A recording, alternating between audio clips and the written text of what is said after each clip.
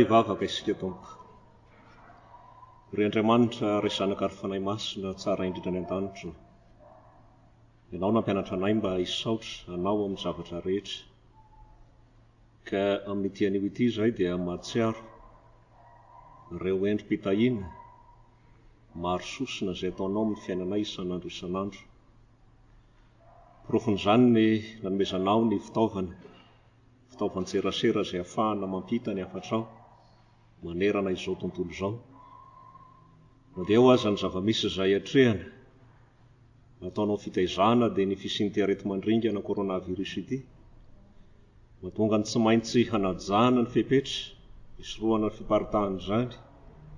Ny teninao kosa dia tsy voasakan'izany fa noho ny herinao izay miasa dia afaka mandre, afaka miaino, afaka misitraka an'izany ny zanakao sy ny asan'ny tananao rehetra.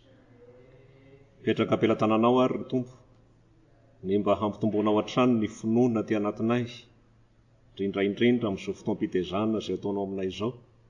Tsy ho variana amin'izay rehaka izao tontolo izao izahay, ary tsy ho tamana ao anatin'ny aizina izay mandrakotra, fa izao fitezana ataonao izao kosa ny voamainka hitazananay ny famonjenao izay nataonao teo amin'ny hazo fijaliana.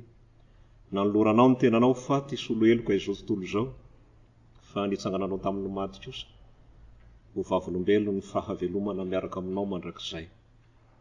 Saoranainao ny amin'izao fotoana izao izay ahafahana manatanteraka ny fandrindrana ny isan-taona ny Tobilehibe Ankaramalaza, fa na dia tsy afaka hifanatri-tava any aza ny mpindro sy ny zanakao, dia ianao kosa mampiray, ianao kosa mamangy ny fonony tsirairay avy amin'ny alalan'ny fandaharana rehetra, na ny Fampianarana Soratra Masina, na ny lahateny, na ny Toriteny, dia mba ho tafapaka ary ho vaty fantsika ao anatin'ny fonay tsirairay avy.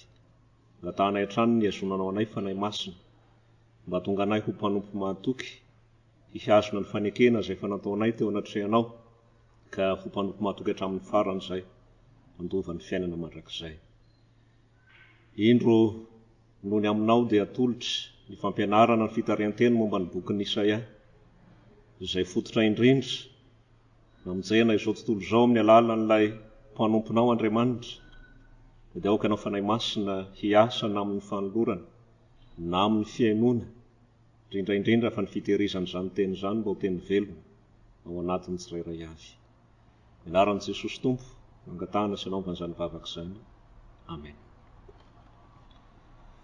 Eto am-piandohana ry havana dia faly misaotra an'Andriamanitra lehibe indrindra isika ny amin'izao fotoana izao izay ahafahantsika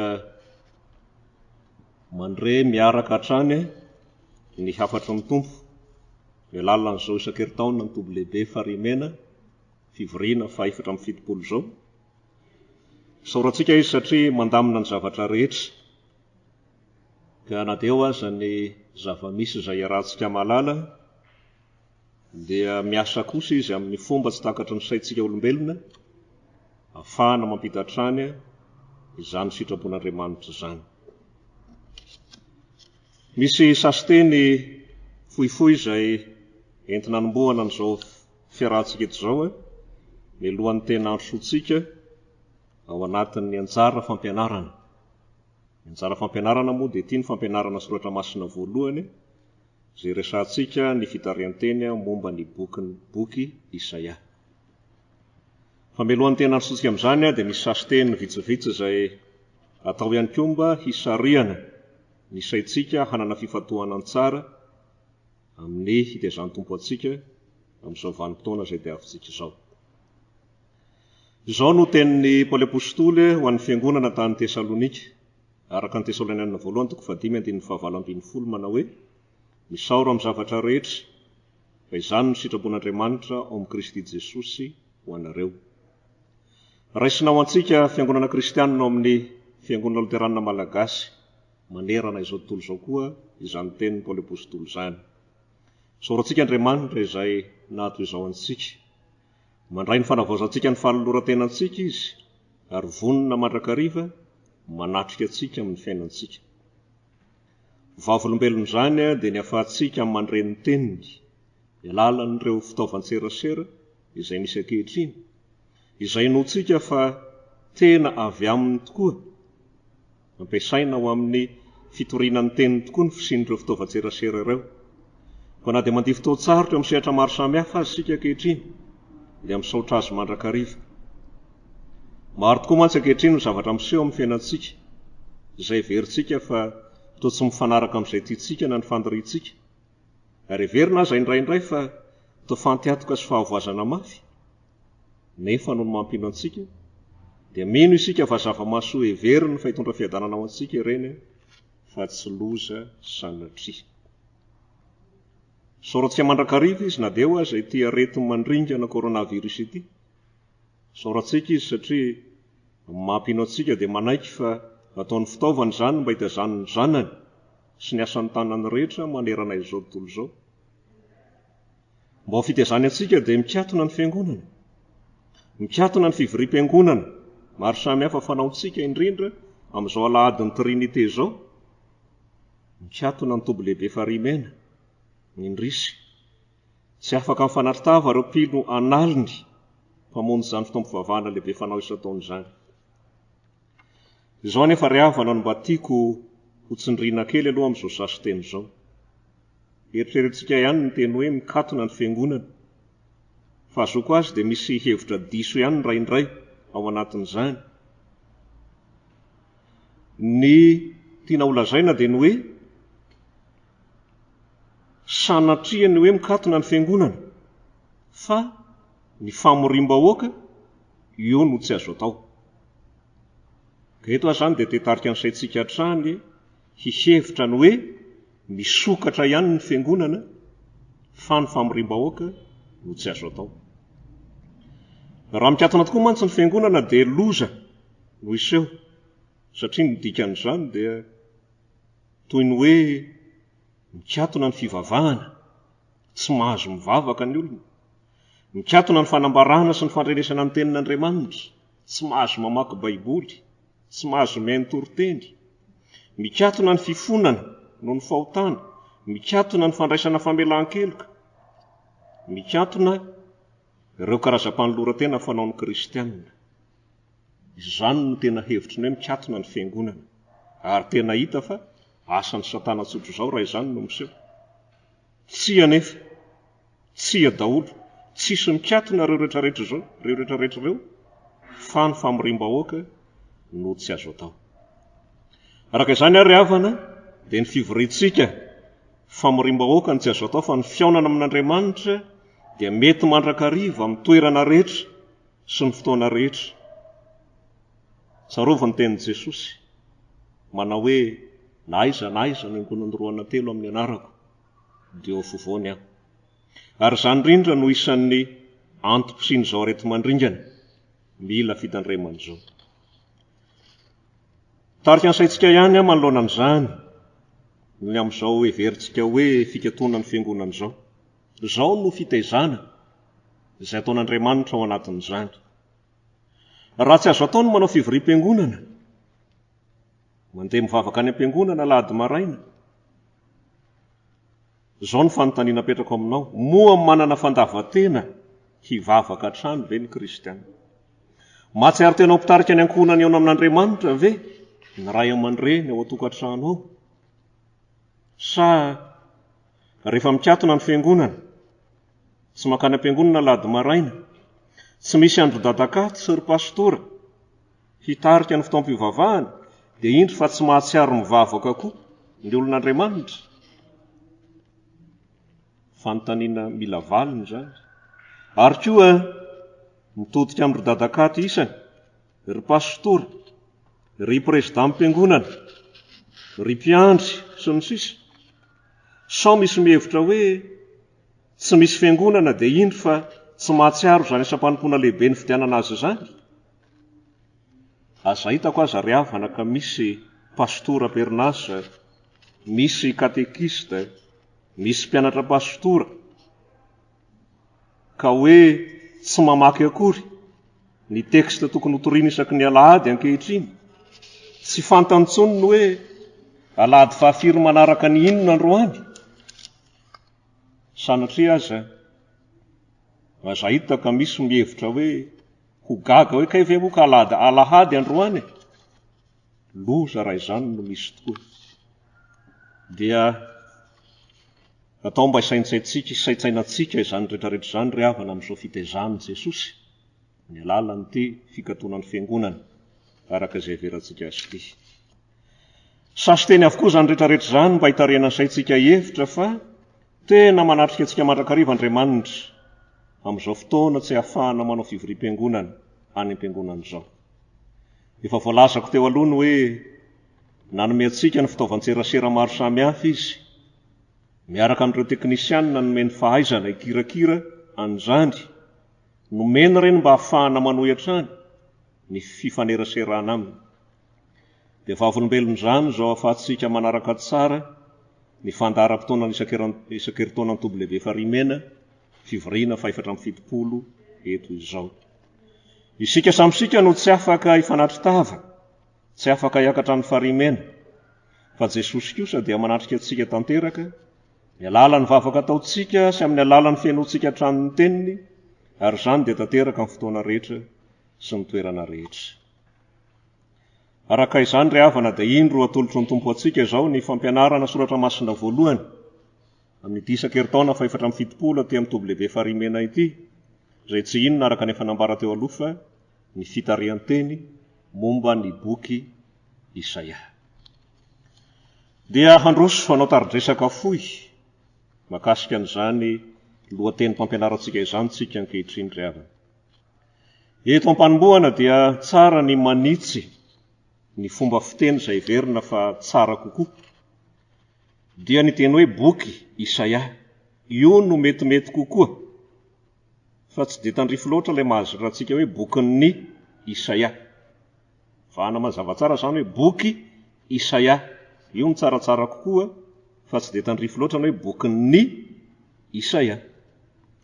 Ny antony dia satria hitantsika aoriana fa tsy an'ny Isaia manontolo ity boky ity, fa misy an'olo-kafa ihany koa. Ny synodam-paritany navaratra Mania dia nifidiny boky Isaia ao, boky lesona ianaran'ny fiangonana rehetra amin'ity taona 2024 ity. Araka izany dia miompana amin'ity boky ity, dia ny boky Isaia izany ny Fampianarana Soratra Masina rehetra atao, ny lahateny, ny toriteny ary ny faneva maro samihafa. Manaraka an'izany koa ny fandaharam-potoana ny Tobilehibe Ankaramalaza amin'ity faha 470 ity. Ka dia izao Fampianarana Soratra Masina voalohany izao izany no mampiditra antsika hiditra ao anatin'ny tontolon'izany boky Isaia izay boky leson'izany. Manaraka izany dia izao, amin'ny tontolon'ny fandiniana boky iray ao amin'ny Soratra Masina dia ny atao hoe Fitarihan-teny, io no tsy maintsy jerena meloha. Izany hoe tsy ho afaka hahita izay tiakambara na ny afatra ampitain'ilay boky isika raha tsy mandalo an'izany Fitarihan-teny izany. Izany hoe rehefa andinika ny anankiray amin'ireo boky 490 ao amin'ny Baiboly izany tsika dia lalana tsy maintsy diavina voalohany ny hoe Fitarihan-teny. Izany efa eto iverika betsaka nefa nandrehan'ity fanentanana ataoko ity hoe amin'ny maha-mpampianatra testamenta talohan'ny tena ihany koa moa dia nahita an'izay traikefa izay hoe raha hianatra boky iray ao amin'ny Baiboly tsika dia tokony na tsy maintsy vakiana manontolo aloha ilay boky melohan'ny inonan'ny fampianarana, satria ny faharisen-dahatra dia izao, rehefa mahavaky ny boky manontolo isika dia vita ny atsasaky ny fampianarana izay tokony ataon'ny mpampianatra. Izany hoe ny 500% ny fampianarana izany dia vita amin'ny famakiana an'ilay boky. Ko amporisihana anao izany tsika raha hianatra an'ity boky Isaia ity. Momba ny boky Isaia misy toko 490 ao, ka raha ataony moyenne, izany hoe misy moa ny somary vanambanana malaky teny malakilaky, misy somary mba votsavotsa ihany arakaraka ny fahaizany sy ny talentany, fa raha ataony moyenne dia tsy mandany ora roa isika, dia mahavaky ny Isaia toko voalohany ka hatramin'ny Isaia toko fahaenina amby enimpolo. Tsy mandany adiny roa antsika dia voavaky io. Ampahafiry ny fotoana lantsika amin'ny fijerena Facebook moa zany. Ny alina manontolo dia lanitsika amin'ny Facebook. Adiny roa fotsiny tsika mamaky ny boky Isaia ka ampirisihana. Hanao an'izany tsika fa ny atsasaky ny fampianarana dia vita ao anatin'izany famakiana izany. Kanefa mona izany aza marihana fa vaky teny ara-pandinihana ihany natao fa tsy vaky teny be fahatany fotsiny amin'izao. Toy izao ary no drafitra arahintsika. Zavatra ho hitantsika zany amin'ity famelabelarana ny fitarihan-teny momba ny boky Isaia ity. Misy lohateny kely 7 izy reto izay tsy azontsika lalovana fa tsy maintsy jerevana amin'izao fitarihan-tenin'ny boky izao. Voalohany dia hijery antsika ny hoe ankapobeny momba ny boky Isaia. Ny zavatra roa hitantsika eo dia ny toeran'ny boky amin'ny soratra masina, ny lanjan'ny boky ao amin'ny soratra masina. Ny faharoa dia fizarana ny boky Isaia. Misy anankiroa koa ny lohateny kely eo dia hoe Isaia boky tokana sy ny hoe Isaia boky telo samihafa. Fahatelo, ny mpanoratra ny boky Isaia. Dia manaraka ny drafitra teo ambony, iza ny mpanoratra raha boky tokana ity boky ity, iza ny mpanoratra raha boky telo samihafa. Ao amin'ny fahaefatra no resadresantsika ny mombamomba an'ny Isaia. Inona no hevitry ny anarana hoe Isaia? Manao ahoana ny fiankohonany? Manao ahoana ny fiaim-piainany? Nanao ahoana ny fiantsoan'Andriamanitra azo mpaminany? Nanao ahoana ny fomba fiteniny? Io zany ho hitantsika amin'ny fizarana fahaefatra. Ny fahadimy dia ho hitantsika ny atao hoe konteksta ara-tantara. Zany hoe ny zava-misy ara-tantara tarafina amin'ity boky Isaia ity. Any amin'ny fahaenina antsika no mahita ny foto-kevitry ny boky ary ny fahafito farany dia anolorana amintsika ny fizarana somary amin'ny antsipiriany kokoa ireo boky telo samihafa ireo. Ireo zany ry havana no drafitra izay rahantsika manentana antsika hatrany hanana fifatoan-tsaina, hanana faharetana, satria ny tompo dia miezaka hanome antsika izay tsara indrindra manoloana ny fahafantarana ny sitrapony. Fizarana voalohany ary dia ny hoe ankapobeny momba ny boky Isaia. Zana-dohateny roa no hitantsika ato. Ny voalohany izay ho jerevantsika dia ny hoe ny toeran'ny boky Isaia ao amin'ny soratra masina. Jerevantsika zany hoe aiza ho aiza ao amin'ny soratra masina ny toerana misy ity boky Isaia ity. Mazava aloha, mino aho fa tsika rehetra no mahafantatra fa ao amin'ny testamenta taloha no misy ny boky Isaia. Araka ny fantatsika dia nadika avy amin'ny fiteny hebreo ny testamenta taloha. Zareo fa misy soratra an'izany amin'ny pejy voalohany ao amin'ny baibolitsika ao.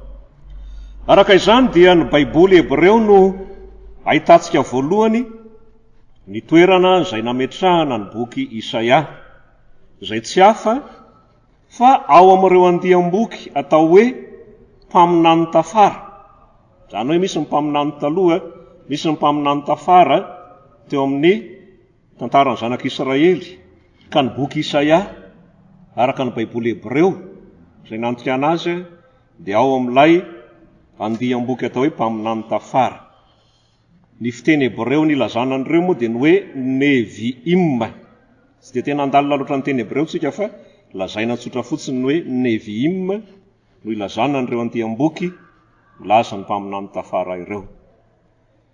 Ny boky Isaia no lohalaharana sy lehibe indrindra amin'ireo andiam-boky neviim ireo.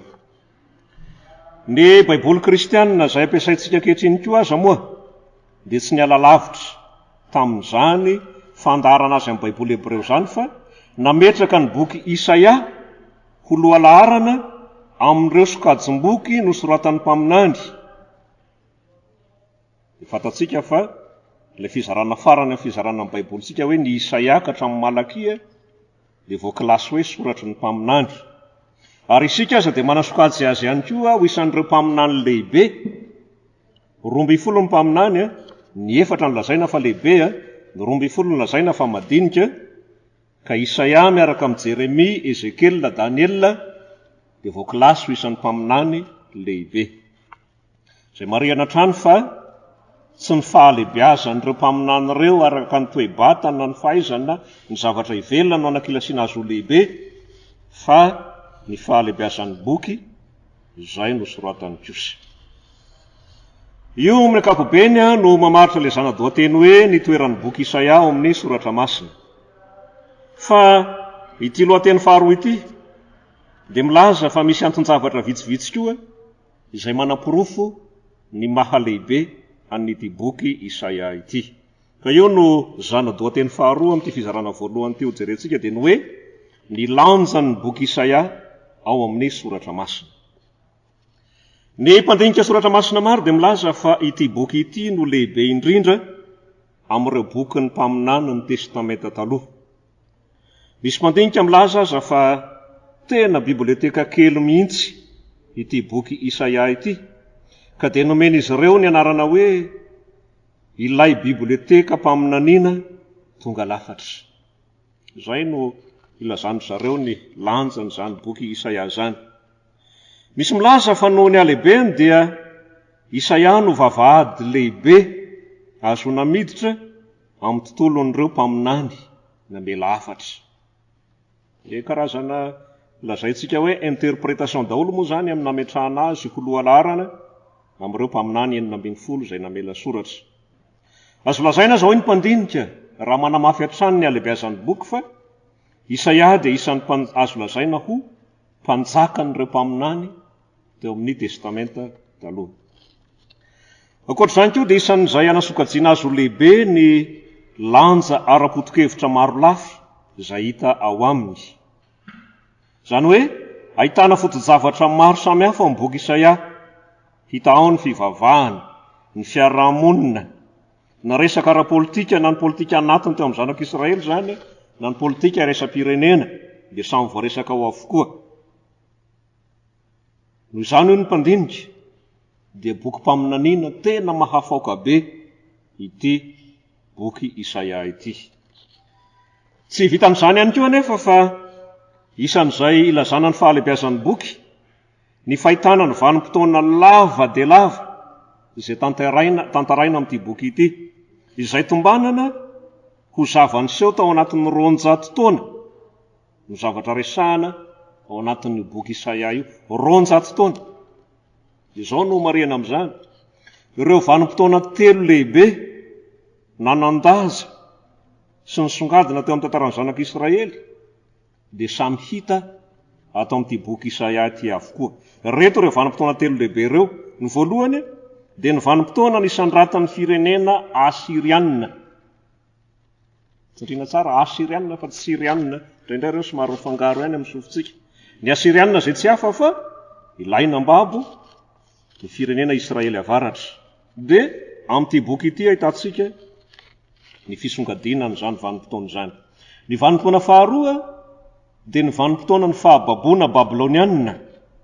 Izay fantatsika fa nambabo an'ny Joda Atsimo, dia tantaraina ato amin'ny boky izany.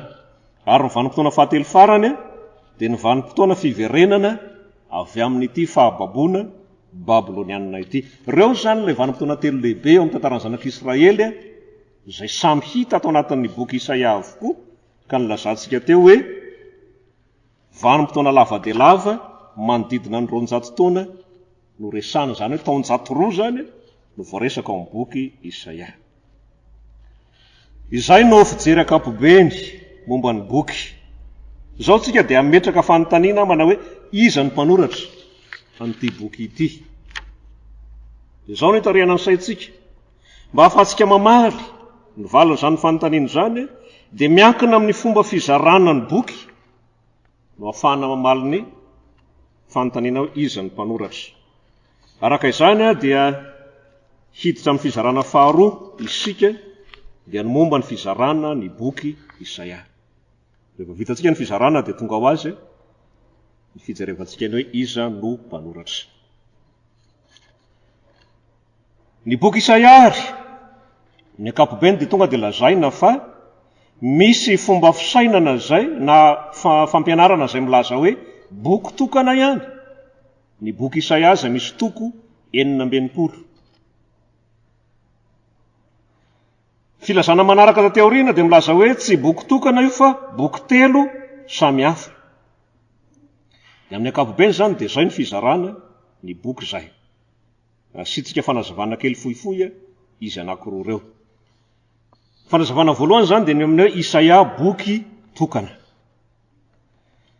Ny tena nilaza an'ity hevitra ity voalohany dia tsy iza fa reo jiosy, ireo manampahaizana jiosy tany aloha, dia ny hevitra fa boky iray tsy mivaky ny boky Isaia manontolo izay misy an'ireo toko 9 ireo.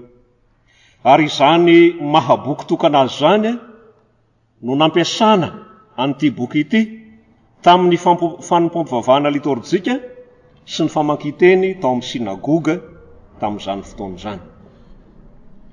Ireo teolojianina kristianina tranainy taty aoriana kosa, teolojianina kristianina tranainy dia nanaiky tsy ny salasala ihany koa ny mahaboky tokana azy. Ary na isika kristianina ankehitriny aza moa, izaho zao eto dia mino fa somary misy taitra sy gaga ny hoe boky ray ihany no hitanay ato amin'ny baiboliko ao no nilazana hoe boky 3 samy hafa. Tianao lazaina dia hoe isika ankehitriny ihany koa dia mijery ary mahita sy manaiky fa boky tokana ihany ny boky Isaia ao anatin'ny baibolitsika. Arak'izany dia ambara ny alalan'ity fomba fijery ity fa Isaia iray ihany no nanoratra ny boky ray manontolo. Io moa dia mbola jerevantsika amin'ny lohateny manaraka ny mombamomba an'izay mpanoratra izay. Zay zany le hoe Isaia boky tokana. Araka ny fanambara teo ny hoe taty aoriana dia nisy filazana fa nisy mpandinika izay tsy nanaiky ny mahaboky tokana azy ka nilaza fa boky 3 samy hafa. Ny taona 2019 tsy ela zany fa voaingana, tsika zao 2020. Taona 2019 no namoahany ireo manampahaizana teolojianina ny hoe mizara 3 rehefa tena diniana akaiky ity boky ity, mba tsy ilazana hoe boky 3 samy hafa. Kanefa izay farany izay indrindra aza no tena ahitana azy araka izay hitantsika azy manaraka eo. Ity fomba fijery ity moa dia kilasian'ny mpanao tantara hoe fomba fijery vaovao. Io tamin'ny 1812 io zany dia kilasiana hoe fomba fijery vaovao. Ny anton'izany fanambarana na izany fampianarana izany dia efa voalazantsika tao amin'ilay fizarana teo aloha ihany hoe misy vanim-potoana 3 lehibe teo amin'ny tantaran'ny zanak'Israely izay samy hita ato amin'ny boky. Arak'izany dia mifanaraka indrindra amin'ireo vanim-potoana 3 tany saina teo ireo ny fizarana ny boky ho boky 3 samy hafa. Lazaintsika ireo izy 3 samy hafa ireo. Ny fizarana voalohany dia ny toko voalohany ka hatramin'ny toko 730. Sady iny fa Isaia ny resaka eto dia misy mijery boky hafa any. Toko voalohany ka hatramin'ny toko 730 atao hoe Isaia voalohany. Nalazaina ny fomba fiteny ihany koa hoe proto Isaia. Ny proto moa dia teny grika andikanana hoe voalohany. Toko voalohany ka hatramin'ny toko 730. Ity proto Isaia ity dia milaza ny vanim-potoana tamin'ny taonjato faha 9 talohan'i Jesosy Kristy. Ny resakitsika eto raha miresaka fotoana. Taonjato faha 9 talohan'i Jesosy Kristy, izay vanim-potoana nampatanjaka ny firenena Asirianina izay nifehy any Palestina manontolo. Zay zany no ambaran'ny proto Isaia toko voalohany ka hatramin'ny toko 730. Vanim-potoana nampatanjaka ny firenena Asirianina. Famariana ihany koa hoe vanim-potoana talohan'ny fahababoana Babiloniana. Samy mety zany ireo filazana ilay famaritana ny vanim-potoana ireo. Ny fizarana faharoa atao hoe Isaia faharoa dia ny toko 70 ka hatramin'ny toko 550 izay lazaina hoe Isaia faharoa na Deutéro Isaia. Deutéro Isaia toko 70 ka hatramin'ny 550. Dia mafisina hatramin'ny Deutéro dia teny grika izay nandikanany hoe faharoa. Ity Isaia faharoana dia tero Isaia ty indray dia maneho ny vanim-potoanan'ilay fahababoana babilonianina. Zany hoe ny 70 ka hatramin'ny 550 zany dia milaza ny zanak'Israely izay babo any Babilôna. Tombanana ho tokony tamin'ny taona 109 talohan'i Jesosy Kristy izany. Fizarana fahatelo mazava ho azy zany fa izay atao hoe Isaia fahatelo dia nitoko fa 950 ka hatramin'ny fa 990. 950 ka hatramin'ny fa 990 farany. Ty indray raha mampiasa ilay teny Grika dia atao hoe trito Isaia. Ny trito ihany koa zany dia teny Grika atao hoe fahatelo. Ka ny trito Isaia dia maneho ny vanim-potoana taorinan'ny fahababoana babilonianina. Zany hoe fampitohy amin'ny Deutéro ihany zany ny trito Isaia. Efa tafaverina any an-tanin'ny razana. Taorinan'izany fahababoana zany ny zanak'Israely. Tombanana ho ny taon-jato 5 teo eo izany fodina avy amin'ny fahababoana babilonianina zany. Ireo ary avana ilay fizarana kapoben'ny boky Isaia. Tapany voalohany dia ilay filazanany hoe boky tokana. Tapany faharoa dia nilaza hoe boky telo samy hafa. Proto Isaia toko voalohany ka hatramin'ny 730, Deutéro Isaia 70 ka hatramin'ny 550, Trito Isaia 950 ka hatramin'ny 990, izay mifanaraka amin'ireo vanim-potoana tantara manan-daza teo amin'ny zanak'Israely. Izay no mampiditra antsika hamaly ny fanontaniana hoe iza ny mpanoratra ity boky Isaia ity. Arak'izany dia tsy maintsy raisintsika ihany ilay fomba fijery roa samy hafa teo. Raha Isaia boky tokana, iza ny mpanoratra azy? Raha Isaia boky telo samy hafa, iza ny mpanoratra azy? Raisintsika voalohany hoe Isaia boky tokana. Mazava ny resaka fa ireo izay mpitahana ny hevitra fa boky tokana ny boky Isaia dia tsy misalasala izy ireo manambara fa Isaia mpaminany no nanoratra ny boky manontolo. Nono natao Jerosalema io Isaia io ka dia nomena fanampina anarana hoe Isaian Jerosalema. Io moa dia fomba fanaon'ny olona ilay manisy précision satria betsabetsaka ny anarana mitovy. Dia asiana fanampiny kely hoe Isaian Jerosalema. Dia misy tohan-kevitra anankiroa reto anohanina n'ireo izay mitana an'ity hevitra ity dia ny filazan'ilay boky miafina. Ny atao hoe apokrifa atao hoe Sirasida toko 720 dia milaza hoe tamin'ny alalan'ny tsindrimandry mahery vaika no nahitan'ny Isaia ny hatramin'ny faran'ny fotoana ka nampionona ny an'ny ziona ary ny ho avy mandrakizay sy ireo zavatra nafenina ela alohan'ny hatanterahany no nanaovany fanambarana. Somary lalindalina kely ilay fehezanteny fa io zany dia pirofo ny raisiny reto fitanana hevitra reto fa tena Isaia no nanoratra ny boky. Lay rangahy mpanoratra tantara manan-daza ihany koa izay mitondra ny anarana hoe Josefius, velona tamin'ny andron'i Jesosy ty rangahy ity, dia nilaza miariary fa tsy salasalana fa Isaia, ilay mbara hoe Isaia any Jerosalema no nanoratra n'io boky io. Mbola ho isan'ny lohateny ray manaraka aorianao moa ny firesadresahana momba an'io Isaia any Jerosalema io. Ireo zany amin'ny ankapobeny no hanohanana amin'ity tapany voalohany ity ny hoe boky tokana ny boky Isaia ka Isaia any Jerosalema no nanoratra azy. Fa zao sika dia iampita makao amin'ilay hoe Isaia boky telo samy hafa, iza ny mpanoratra azy? Mazava ho azy zany arak'izany fa misy mpanoratra telo samy hafa nanoratra ny boky. Raisika tsirairay ny fizarana telo: Proto Isaia, Deutéro Isaia ary ny Trito Isaia. Proto Isaia ny jerevantsika voalohany ampatsahivina toko voalohany ka hatramin'ny toko 730. Ny mpitana an'ity fizarana ity dia milaza ary tsy misalasala fa i Isaia any Jerosalema no nanoratra ny Proto Isaia. Misy ireo zany dia ny toko voalohany ka hatramin'ny toko 730 ihany no nosoratan'ny Isaia any Jerosalema. Fa amin'ireo aza, izany hoe ny toko voalohany ka hatramin'ny 7:30, dia mbola esorina tao ny toko 4:30 ka hatramin'ny 7:30, 4:30, 7:30, 8:30, 7:30. Dia ozy izy ny mpitanantevitra ity hoe tsy soratra Isaia any Jerosalema ireo fa tantara nanampin'olona tsy fantatra taty aoriana, saingy napetraka ho famaranana ny soratry Isaia. Dia marihana fa ity toko 4:30 ka hatramin'ny 7:30 ny boky Isaia ity dia tsy hafa fa famerenana izay voalaza ao amin'ny mpanjaka faharoa, toko 7:20 andininy 7:30 ka hatramin'ny toko 20 andininy 7:20. Manam-potoana tsika dia mba somary ampitaina kely ireo fa zavatra kely monja ihany no tsy hitovizany.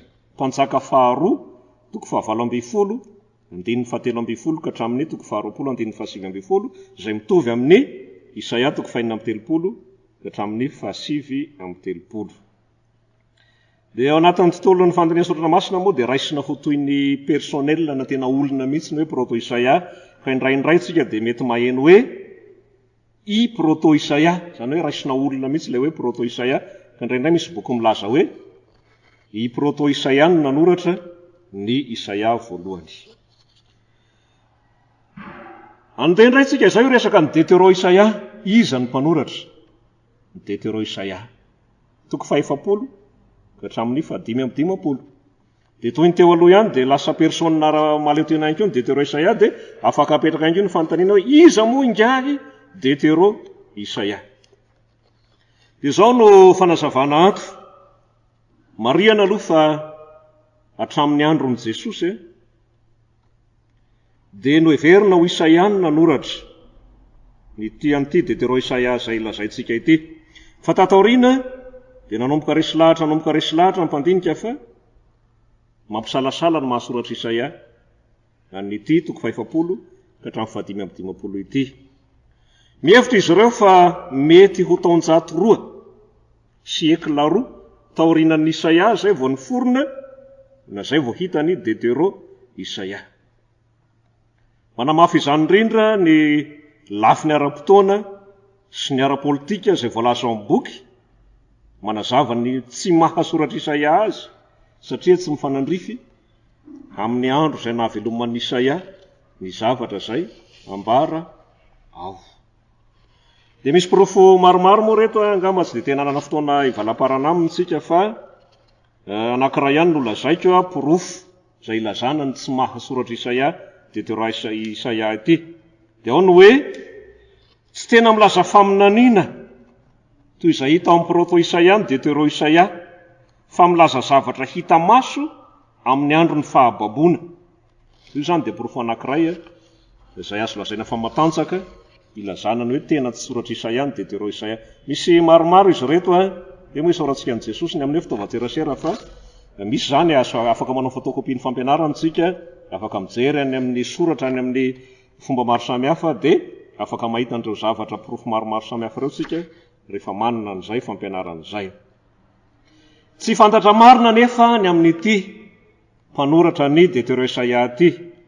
Tsy misy tena milaza azy loatra ao amin'ny boky, ary tsy mitonona anarana ihany koa izy. Fa misy sosokevitra aza milaza fa mety ho mpianatra Isaia ihany izay teo mpipino iray, mpianatra Isaia teo amin'ny zanak'Israely, i Deutéro Isaia na ny mpanoratra ny Deutéro Isaia.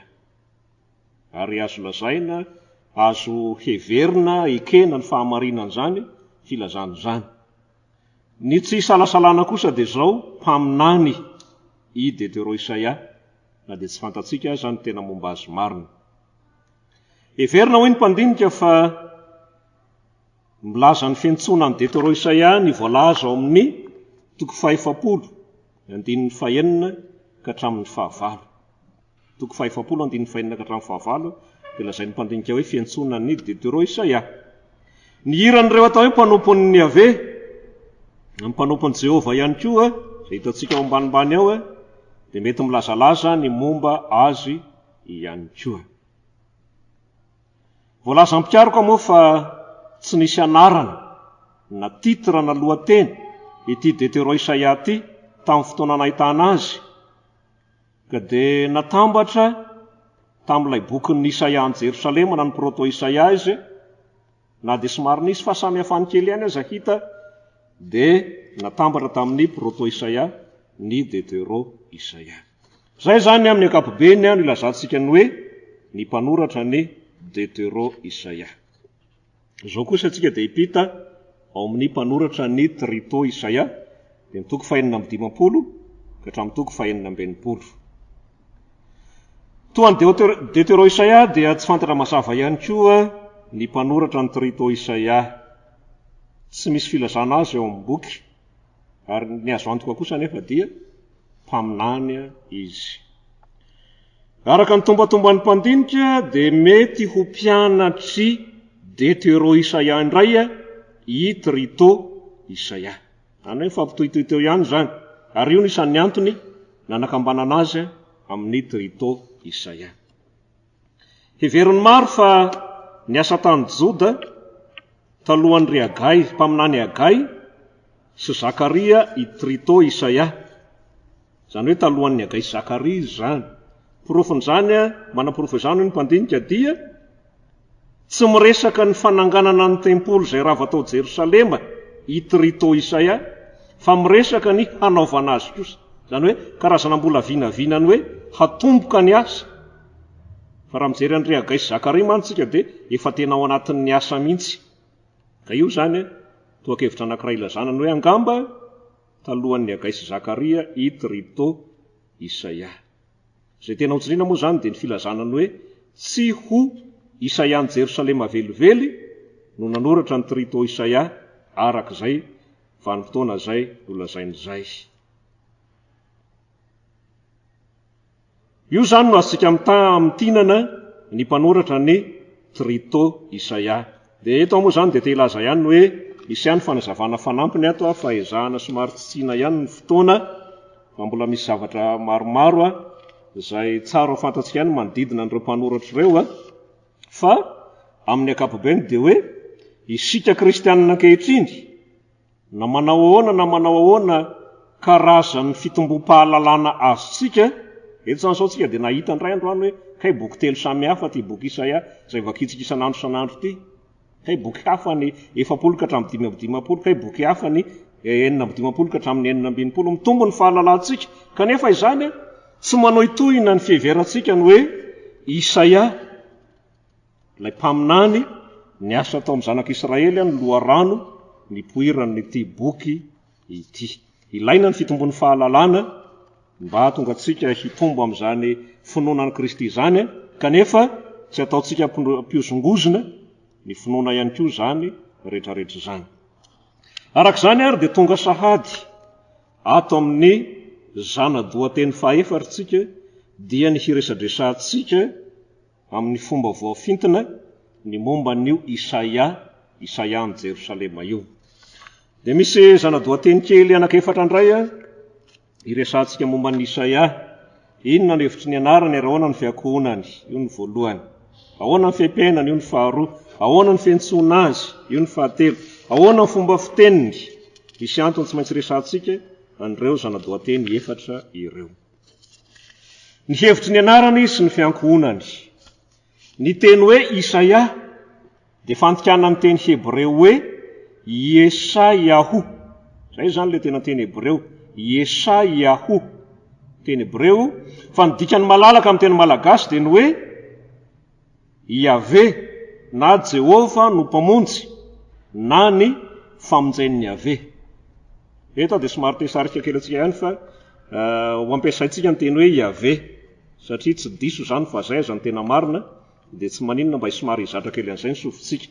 Ny hoe Yesaiahu zany izay dikantsika hoe Isaia, ny tena heviny malalaka amin'ny teny malagasy dia hoe Yahvé ny mpamonjy na ny famonjain'ny Yahvé.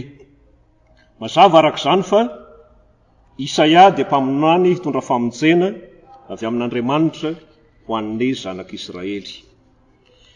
Kely ihany ny fantatsika momba n'ity Isaia ity, dia izao ny zavatra kely fantatsika. Amoza, io no anaran'ny rainy. Amoza, aza fangaro amin'ny Amosa ilay mpaminany. Araka ny hevitra mpandinika dia toa isan'ny zanaky Joasy, mpanjakan'ny Joda, zany hoe Israely atsimo, io amoza io. Zany hoe Isaia zany dia zafikely Joasy izay mpanjakan'ny Joda araka ny hevitry ny mpandinika. Angamba ateraka atao Jerosalema Isaia satria fantany tsara Jerosalema. Mampiasany angamba moa tsika dia tsy dia tena azo antoka tanteraka zany. Tao koa no niasany hatramin'ny farany. Arak'izany dia voalaza fa taranaka mpanjaka izy, ary izany natonga azy tena nanam-pahasahiana ny teny sy nananatra mpanjaka.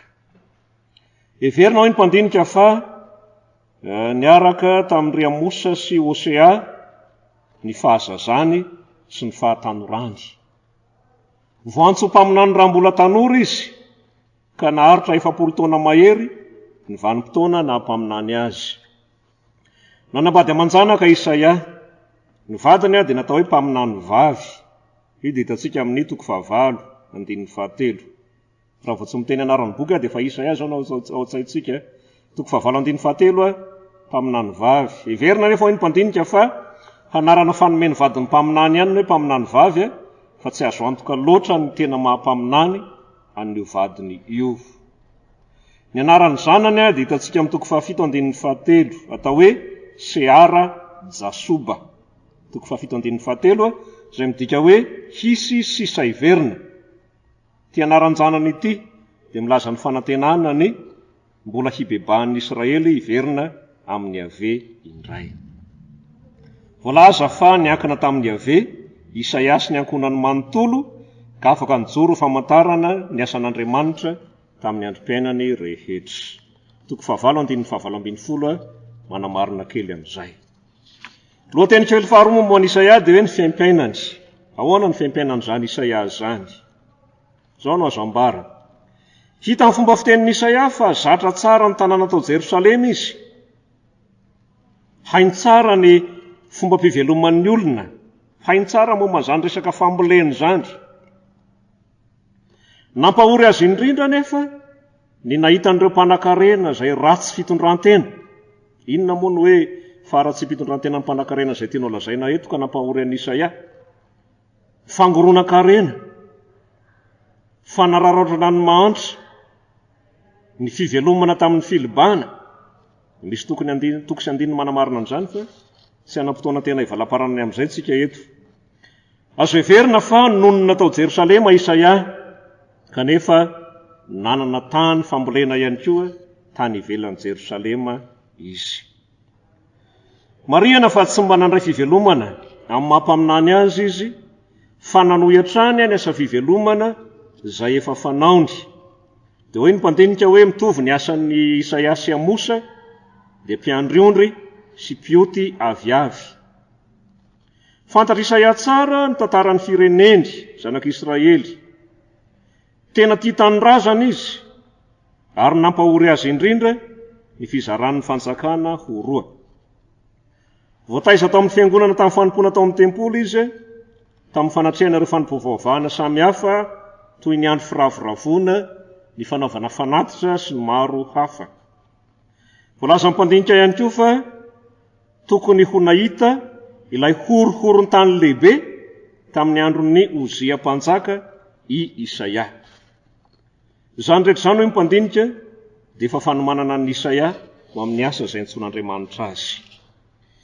Dia izay no mampiditra antsika amin'ny zana-dohateny fahatelo momba azy dia ny hoe ny fiantsona an'i Isaia. Raha ny fiantsona azy io mpaminany resahana dia azo lazaina fa miavaka ireo mpaminany hafa izy. Marihana moa fa ny 9:9 ao amin'ny boky no mirakitra sy mitantara izany fiantsona azy zany.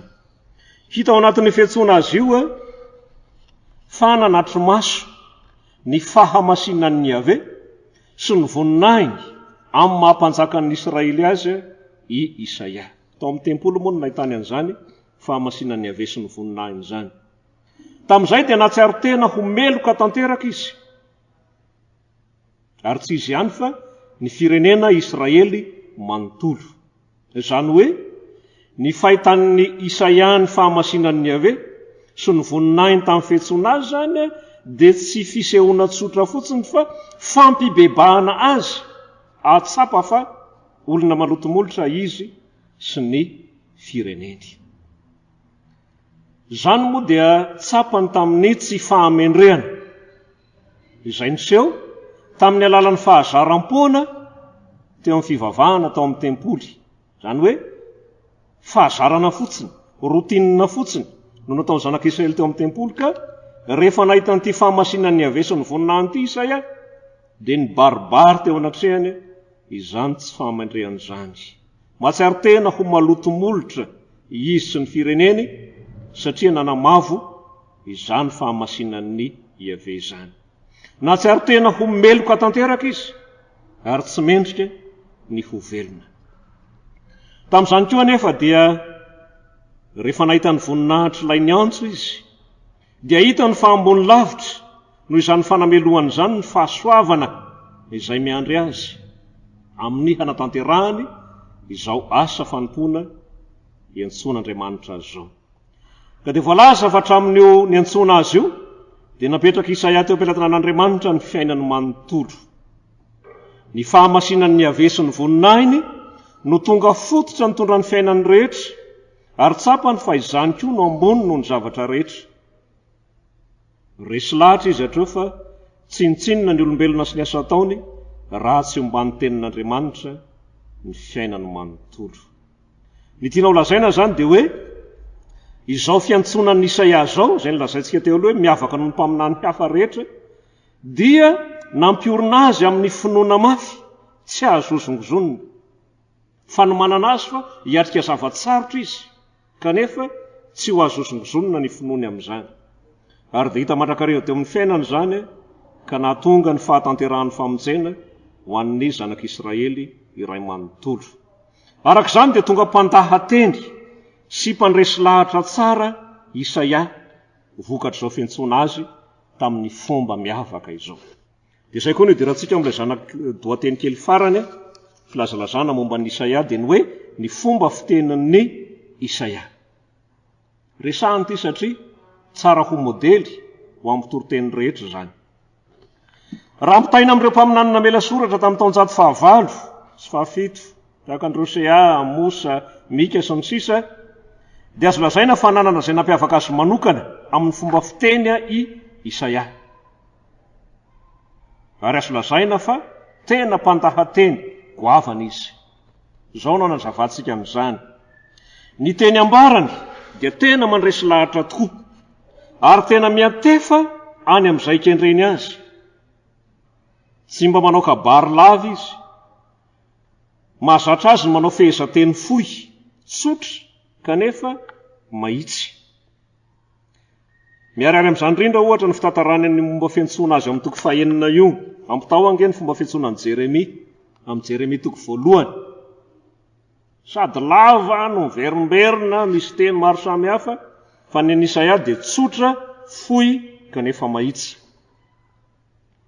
Dia misy mpanao heviteny anankiray nilaza hoe, izao ny teny rehefa mandinika ny fitenin'ny Isaia hoe, toy ny bala atoraka ny tenin'ny Isaia, mazava izay alehany, dia ao amin'izay misy ny ota indrindra, na ao amin'ny fiainam-bahoaka izany, na ao amin'ny fisainana sy ny fieritreretany tsirairay, tsy toy ny mamela rivotra izy amin'izany.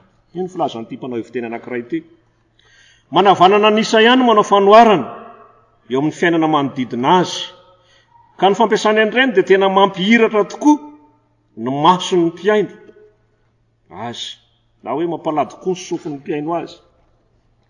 Ohatra amin'izany ndraiky misy ohatra vitsivitsy, ny toetra ny fantsakana Joda dia ohariny amin'ny olona marary mafy. Malazalaza ato moa hoe firenena mpanota, olona mahavesatrelo ka taranaka mpanao ratsy amin'ny Isaia toko voalohany. Ireny ilay fanoharana izay ataony amin'ny zavatra misy manodidina. Ny fanompam-pivavahana izay tonga fahavetavetana, jereo tsara izany fanoharana izany. Ny fanompam-pivavahanareo ry zanak'Israely dia tonga fahavetavetana. Ahoana fetretintsika izany voambolana hoe fahavetavetana izany, fa io no ampiasain'ny Isaia anoharana ny fanompam-pivavahana izay ataon'ny zanak'Israely. Dia misy ohatra maromaro ato, tsy hanam-potoana tena hitanysana azy tsika fa santonany ihany ireo voalaza teo ireo. Isaia rehefa miteny dia tsy mamela ny mpihaino atorotoro mihitsy, fa hainy tsara ny manentana azy. Ny omby dia lazainy fa hendry noho ny Israely. Dia manaitra amin'ny 7:1 ny omby mahalala ny tompony, ary ny biriky ny fihinanam-belon'ny tompony, fa ny Israely tsy mahalala, ny oloko tsy misaina. Ny omby zany dia hendry noho ny Israely. Reny le fomba fiteny izay hanaitairan'ny Isaia ny mpihaino azy. Fanaony ihany koa ny somary manova tampoka ny fomba fiteniny. Ohatra ao amin'ny 7:1 sy ny 2, dia miresaka amin'ny olona izy fa avadiny tampoka miresaka amin'ny ave. Zany koa zany le fomba fitenin'ny Isaia izay mampiavaka azy ka mahatonga an'ilay fampitakafatra tena tafita ataony. Isan'ny mampiavaka ny teniny ihany koa ny fampiasana ireo voambolana izay tena manindrona mafy tokoa. Ireo manampahaizana jiosy dia saika hangataka fiara-miasa amin'ny firenena Egyptianina, ka dia hitan'ny Isaia tsara ny fomba nitenenana an'ireo manampahaizan'ireo. 7:5. Dia milaza ny mpandinika fa antony telo no tena natonga an'izany fahaizan'ny Isaia mandahateny zany.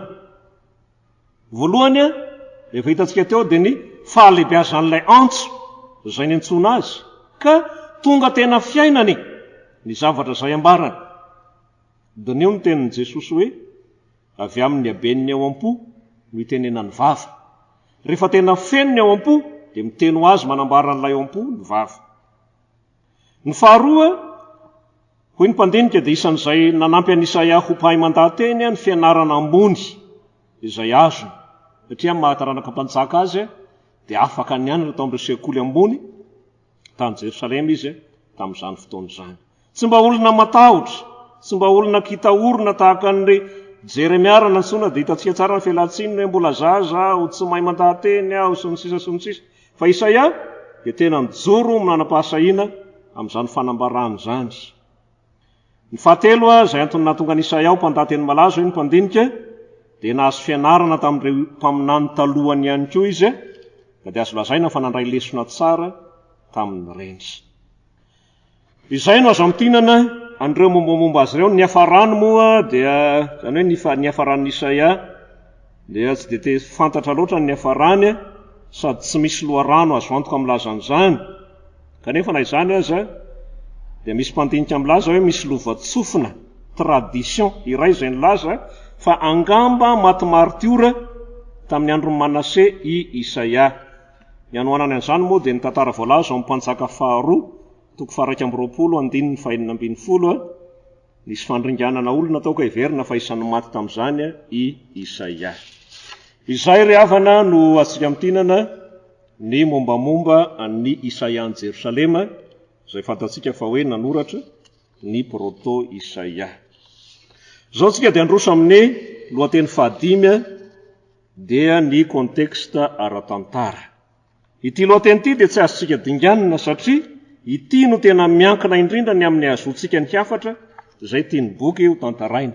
Indrindra raha mpianatra soratra masina tsika, raha itorytenitsika ka boky Isaia no akatsika ny teksta, dia tsy maintsy, teneniko mihitsy hoe tsy maintsy mijery ny atao hoe konteksta ara-tantara isika.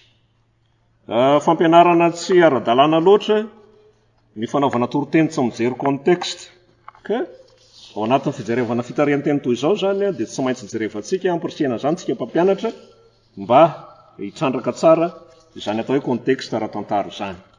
Dia ilay Isaia boky telo samihafa no resantsika ny konteksta. Na izany aza moa dia izahantsika ho fitinina arak'izay azo atao zany, satria raha izany tantara nandritra ny 200 taona zany tsy ho vitantsika ao anatin'ny fotoana fohy. Zao ary ny konteksta ao amin'ny proto Isaia. Dia mazava moa zany fa talohan'ny fahababona ny resaka eto ilay vanim-potoana namiram-piratany fanjakana Asirianina. Dia zao ny zavatra azo ambara. Ity zany ilay toko voalohany ka hatramin'ny toko 7:30. Ny famafao be ihany ny fiara-miasa teo amin'ny fanjakana Joda sy Israely, zany hoe Joda Atsimo, Israely avaratra. Indraindray mifandray ny firenena rotota, indraindray mifanohitra. Tamin'ny andron'ny Jeroboama faharoa, izay mpanjakan'ny Israely tao avaratra, sy Ozia, mpanjaka tao atsimo, dia vanim-potoana tena nilaminan'ny fanjakana roa ara-pitantanana.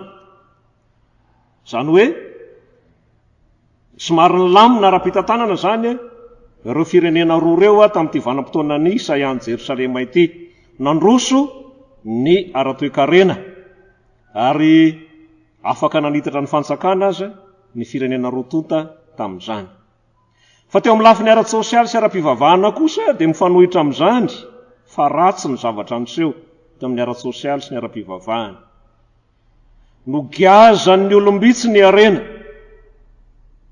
nanjaka ny kolikoly sy ny fahalovana amin'izao andro ny Isaia any Jerosalema izao. Teo amin'ny lafiny ara-pivavahana dia izao, nanomboka nandeha amin'ny fomba ivelany fahazarana fotsiny ny fomba fanaovana ny fanompo-pivavahana. Ny antony dia satria ny fahalovana dia mbola mitoetra mandrakariva. Nazo vahana tsikelikely hatrany ny fanompo-tsampy. Zay zany ny zavatra azo resahana ny amin'io vanim-potoanan'ny trito Isaia io. Dia misy vanim-potoana vitsivitsy reto heverina hoe ny mpandinika fa tokony ny taona 700 no ny antsonan'ny Isaia. Tao ihany koa tsy azo adinoina ilay misy atao hoe rehefa mamaky ny tantara tsika dia misy ny atao hoe ady siro efraimita. Inona ny tena lazaina amin'io resaka io? Ny fanaraka ny sirianina, io le teneniko hoe avao tsara hoe asirianina sy ny sirianina, fetindray zany dia sirianina. Ny fanaraka ny sirianina sy ny zanak'Israely fa andao atambatra ny hery dia anohitra ny asirianina. Dia fanakambanana herin'ny sirianina sy ny zanak'Israely io atao hoe siro efraimita. Dia ao anatin'io proto Isaia io koa no ahitantsika an'izany. Dia raha raisina moa ilay toko 470 ka hatramin'ny 770, ilay lazaina hoe tsy soratra Isaia ao amin'ny proto Isaia, dia miresaka indrindra amin'izany ady siro efraimita zany. Dia reo amin'ny ankapobeny zany hoe ny tianao lazaina dia ny hoe amin'ity vanim-potoanan'ny trito Isaia ity zany dia tena nisandratra tamin'ny heriny sy ny tanjany ny firenena asirianina ka nahatonga fitebitebena ho an'ny firenena Israely. Dia averiko hatrany ny teniko teo alohaloha teo ny hoe mbola misy fanazavana lavalava fa ezahantsika tsy tsina ihany ny fotoana. Ny tantara kosa ao amin'ny Deutero Isaia toko 5 ka hatramin'ny 550 dia moa dia lazaintsika hoe fahababoana babilonianina io. Zany hoe amin'ity vanim-potoana ity zany dia babo any Babilôna ny zanak'Israely.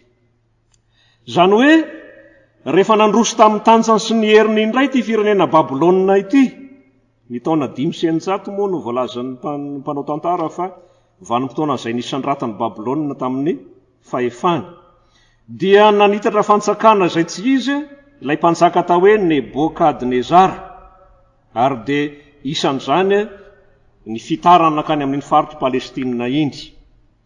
Dia tonga hambabo any Palestina manontolo ingahy Nebokadnezara. Dia iny moa zany ho hitantsika kely aorinao fa norofony Nebokadnezara ho an'ny Babilôna ho baboana avokoa indrindra ireo manampahaizana teo amin'ny zanak'Israely, ary dia rava tanteraka ny Jerosalema, rava ny tempoly, rava ny tanàna, io le hoe tsy nisy vato ny fanongoa fa rava daholo ny tanàna rehetra, ary tonga teo ambanin'ny fahefan'ny Babilôna ny zanak'Israely. Ka ny tantaraina amin'ny 7 ka hatramin'ny 550 zany dia makasary an-tsaintsika hoe zanak'Israely any Babilôna no iresahana ny toko 7 ka hatramin'ny 550. Tsy naharitra mandrakizay akory izany fahababoany zany fa naniraka mpanjaka jentilisa atao hoe Kirosy, mpanjaka ny firenena Persianina, Jehovandriamanitra, mba hanafaka ny zanak'Israely amin'izany fahababony zany. Marihana fa nay Babilôna aza dia fitaovana teo am-pilatana an'Andriamanitra ihany koa mba hanafainy zanak'Israely. Fomba fanafahana azy indray koa dia mbola firenena jentilisa persianina ihany koa tamin'ny alalan'ny Kirosy no mbola fitaovana teo am-pilatana ny Yahvé hanafaka ihany koa ny zanak'Israely. Marihana moa fa ny teny hoe Kirosy dia manana fototra iray ihany amin'ny hoe mpamonjy. Ka na dia mbola any Babilôna zany zanak'Israely ao amin'ny Deutéro Isaia dia efa ambaran'ny Yahvé sahady fa hisy ny famonjena lehibe izay ho azon'izy ireo amin'ny alalan'ny ingahy Kirosy. Lazaiko kely ny referansa momba an'io toko fa 420 andininy 720. Io zany miresaka ny ingahy Kirosy io 420 andininy 720 sy ny manaraka. Dia efa lazaina mazava tsara ao fa hoe hanafaka anareo amin'ny fahababona izany mpanjaka Kirosy izany. Dia izay koa no idirantsika amin'ny Toriteny Isaia dia ilazana ny tantara izay nisy tamin'izany fotoana izany. Toriteny Isaia ampatsahivina fa toko 450 ka hatramin'ny toko 490 izay miresaka indrindra ny fiverenana avy amin'ny fahababona. Izany hoe efa tanteraka ilay famonjena tamin'ny alalan'ny Kirosy, namoaka didy Kirosy ny hoe mahazo mody ny zanak'Israely entiny ny fitaovana rehetrarehetra tao amin'ny tempolo izay nogiazan'ny Babilôniana ka dia mandeha mody ny zanak'Israely. Fa rehefa tonga tany Jerosalema dia marihana kely, tonga tany an-tanàna zany zanak'Israely dia somary diso fanantenana satria nanantena fa filaminana izy ireo kanjo toe zavatra nanahirana zavatsarotra no hitan'ny masony tao. Rehefa tonga tany izy moa teo ny mpaminany Hagai, mpaminany Zakaria izay fitaovana teo am-pilatana ny Yahvé rahateo nampirisika hanao amin'ny tempoly dia somary izany hoe hanangana indray ny mandan'i Jerosalema, hanangana indray ny tempoly izay efa rava dia somary nisy fahasarotana ny fanatanterahana ny asa. Teo ny fivelomana jarizary, teo ny sikajin'olona samihafa izay somary efa be olona samihafa atao Palestina tamin'izany fotoana izany dia niteraka fahasarotana teo amin'ny asa izay natao. Dia somary nanamsarotra ihany ny famerenana indray ny fanarenana na ny tempoly na ny tanàna na ny manda an'ny Jerosalema. Na izany aza moa nefa no ny fitarihana nataon'ireo mpaminany, nataon'ireo iraka Andriamanitra samihafa, tao ry Nehemia, tao ry Ezra, izay fitaovana nataon'Andriamanitra hitarika ny zanak'Israely ny fanarenana indray izay efa rava dia vita soamatsara ihany ny tempoly tafarina soamatsara ihany tamin'ny taona 250 izay nanaovana fitokanana manetriketrika tamin'ny taona 550.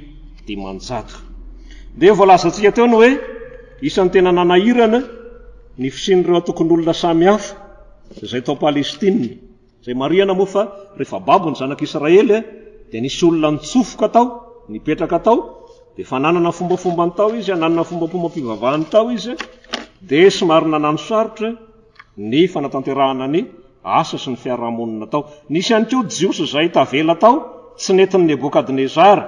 Ireo moa dia lazaina hoe olona tsotra, olona mahantra, olona tsy nana-talenta, ozy ngy Nebokadnezara hoe tsisy ilainay anareo fa mijanona eo ihany nareo. Dia rehefa nody reto namany dia somary nibodiny tany reto olona tavela reto ka isan'ny nanano sarotra ihany koa izany rehetrarehetra izany. Kanefa moa na izany aty-zany io zitsika teo hoe vita soamatsara ihany ny tempoly tamin'ny taona 250. Ka izay zavatra tantaraina amin'ny toko 550 ka hatramin'ny 450 zany dia izay miresaka fanarenana indray ny rava tao Jerosalema, izay famporisihana ny zanak'Israely, fampahirezana ny zanak'Israely. Io zany no tena hafatra nampitondraina ny Toriteny Isaia amin'ny toko 550 ka hatramin'ny 650. Ireo ry havana no amtinantsika ny atao hoe konteksta ara-tantara izay lazaiko fa lava dia lava zany tantara zany, mampirisika hatrany mba hananantsika fahazotoana andinika ny tantaran'ny zanak'Israely satria dia voalaza Tsipriana ihany efa misy boky mirakitra n'izany tantaran'ny zanak'Israely zany dia ampirisihana antsika mba hanana fahafoizan-tena sy fahafoizam-potoana handinika n'izany rehetrarehetra izany. Izao sika dia tonga amin'ny lohateny alohan'ny farany, fahaenina, dia ny foto-kevitry ny boky Isaia. Teny tokana no ilazana ny foto-kevitry ny boky manontolo dia ny hoe ny famonjen'ny ave amin'ny alalan'ny fitsarana sy ny fahasoavany.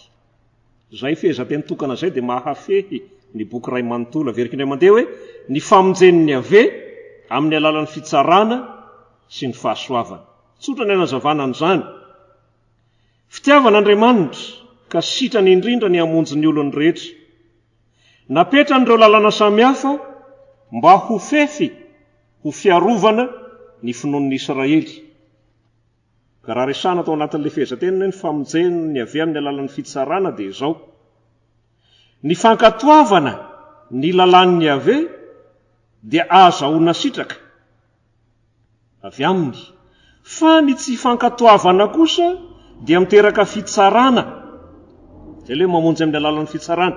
Miteraka fitsarana izay miafaran'ny famaizana sy ny fandringanana. Saingy ny amin'ilay mpanompon'ny ave dia azo antoka ny azahoana n'izany famonjena izany rehefa mankatoa ny zanak'Israely. Tsara marihana ihany koa fa misongadina tao anatin'ny boky any atao hoe fampanantenana mesianika. Fampanantenana mesianika. Izany hoe fampanantenana ny amin'ny hiavian'ny Mesia izay tondra ny fahatanterahany fanjakan'ny ave. Raha fitinina izany dia izao, ny foto-kevitry ny boky manontolo dia izao, mamonjy ny olony amin'ny alalan'ny Mesia izay ho avy amin'ny fotoan'andro iave. Izany dia mitaky fankatoavana, mitaky finoana amin'ny zanak'Israely.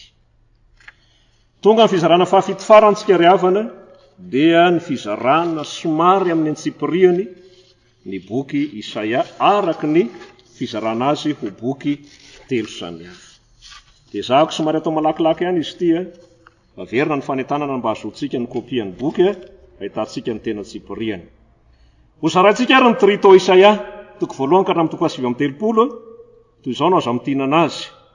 Ny toko voalohany ka hatramin'ny toko 12 dia teny fitsarana ny Joda sy Jerosalema ny akamarony. Proto Isaia tsika izao, toko voalohany ka hatramin'ny 12, fitsarana ny Joda sy Jerosalema.